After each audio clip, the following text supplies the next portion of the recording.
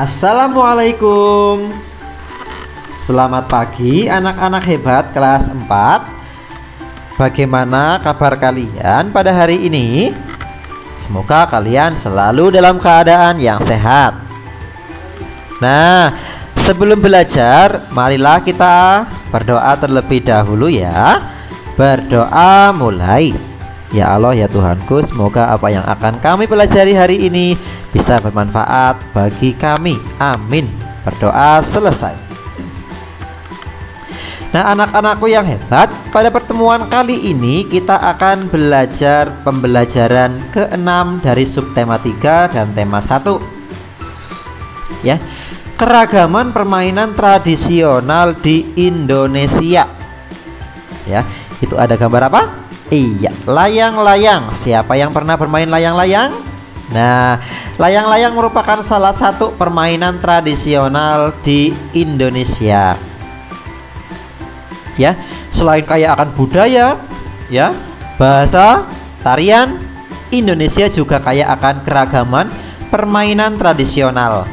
Ya, permainan tradisional ada yang dimainkan perorangan atau sendiri, dan ada juga yang dimainkan secara berkelompok atau banyak orang. Nah, contoh permainan tradisional perorangan adalah engklek. Ya, apakah kalian pernah bermain engklek? Nah, engklek itu adalah ya, ketika kaki kanan menyangga dan kaki kiri diangkat ke belakang, tekuk diangkat ke belakang, itu namanya engklek. Atau tapak gunung. Nah, tapak gunung biasanya orang menyebut tapak gunung atau engklek.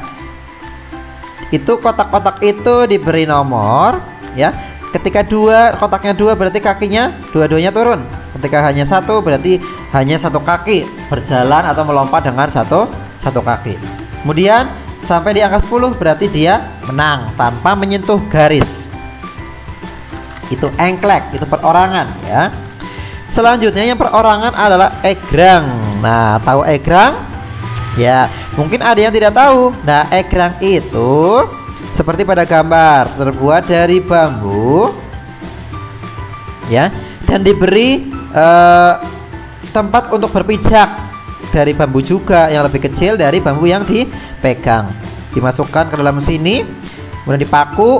Nah, ini untuk tapakan kaki atau pijakan kaki, kemudian berjalan dengan egrang. Ya, coba nanti kalian bisa mencoba di rumah. Yang selanjutnya adalah gasing. Ya, gasing. Atau kalau zaman sekarang apa mainannya ya? Gasing ya, yang berputar di tali itu ya, ada talinya, kemudian berputar. Atau kalau orang Jawa menyebutnya adalah panggal. Nah, panggal. Ya. Itu salah satu permainan tradisional yang dimainkan dengan cara perorangan. Ya, yang selanjutnya itu layang-layang. Ya, siapa yang pernah bermain layang-layang? Ya, biasanya pada musim kemarau atau setelah pasca panen, anak-anak gemar sekali bermain layang-layang di sawah atau di tanah lapang. Ya. Nah, sedangkan permainan tradisional yang dimainkan dengan berkelompok ada bentengan. Ya, ada dua kelompok. Ya, ini ada dua pohon. Ini benteng yang satu, ini benteng kelompok yang satu lagi. Ya, ini antara satu kelompok dan kelompok lain itu akan saling maju. Ya, satu maju, ada yang jaga benteng, yang lainnya boleh maju. Ya, barang siapa ya, kelompok siapa yang bisa memegang benteng kelompok lawan berarti dia akan menang, tapi tanpa disentuh oleh kelompok lawan. Jadi harus menghindar dari kelompok lawan. Ketika dikejar harus lari ya. Dan kalau sudah dikejar lari sampai ke benteng sendiri berarti itu sudah tidak boleh dipegang oleh kelompok lawan. Yang selanjutnya adalah ular naga. Dalam permainan kelompok itu harus ada kerjasama agar dapat memenangkan sebuah permainan. Ular naga itu berbaris, ada dua yang berjaga, ini dan ini ya. Yang lainnya berjalan sambil bernyanyi. Kemudian ketika dua ini menangkap dan dapat berarti dia akan berjaga menggantikan yang ini begitu. Nah, Manfaatnya apa ya? Kita memainkan permainan tradisional.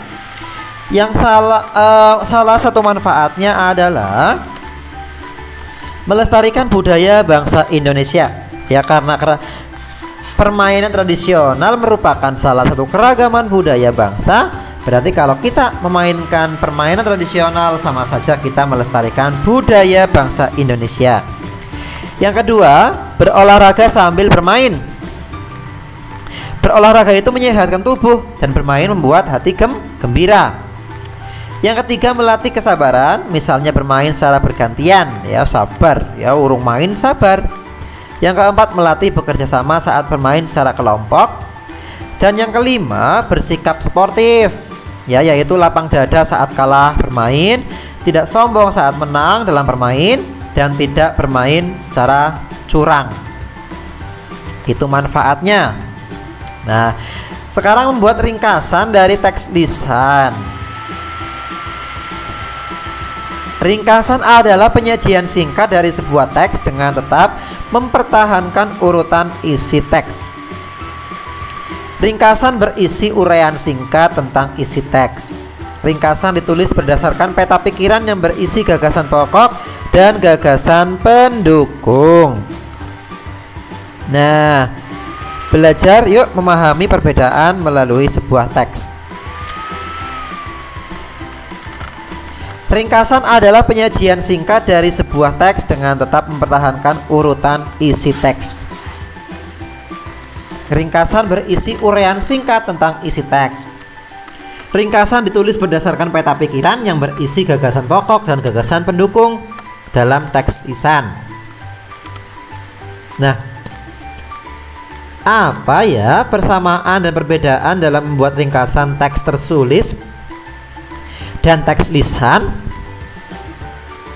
Perbedaannya apa kira-kira ya?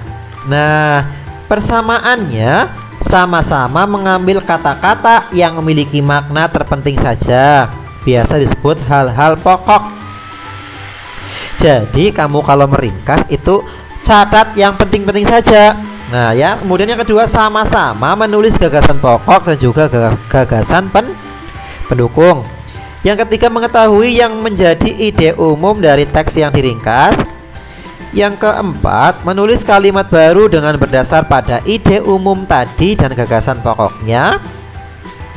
Yang kelima, perbedaannya ya, meringkas teks tulisan dilaksanakan dengan cara membaca teks dengan seksama, bisa sesekali ataupun 2 kali hingga paham, ya, fokus menulis. Sedangkan meringkas teks lisan dilaksanakan dengan mendengarkan teks lisan yang dibacakan, dengarkan dengan seksama dan berulang hingga paham, fokus mendengarkan. Nah, lalu pada ringkasan teks tertulis lebih mudah diidentifikasi gagasan pokok dan gagasan pendukungnya. Sedangkan pada teks lisan lebih sulit menentukan hal pokoknya. Nah, itu dia pembelajaran kita pada kali ini. Semoga apa yang Pak Guru sampaikan bermanfaat untuk kalian semua. Pak Guru akhiri, wassalamualaikum warahmatullahi wabarakatuh.